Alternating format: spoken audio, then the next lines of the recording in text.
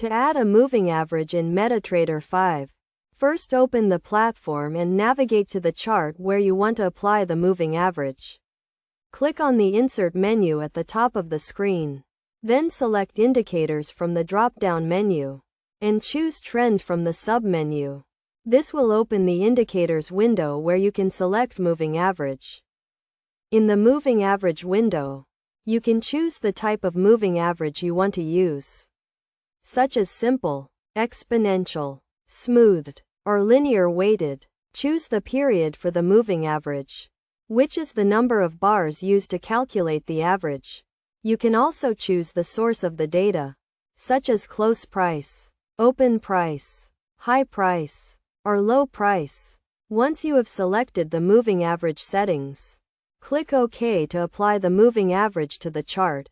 The moving average will be displayed as a line on the chart, and you can adjust its settings at any time by right-clicking on the line and selecting Properties. You can also add multiple moving averages to the chart by repeating the process and selecting different periods or types of moving averages. This can help you to identify trends and patterns in the market. For example, you can use a short-term moving average and a long-term moving average to identify crossovers, which can be a signal to buy or sell.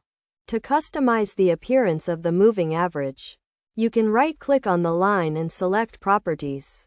From here, you can change the color, line style, and line width of the moving average.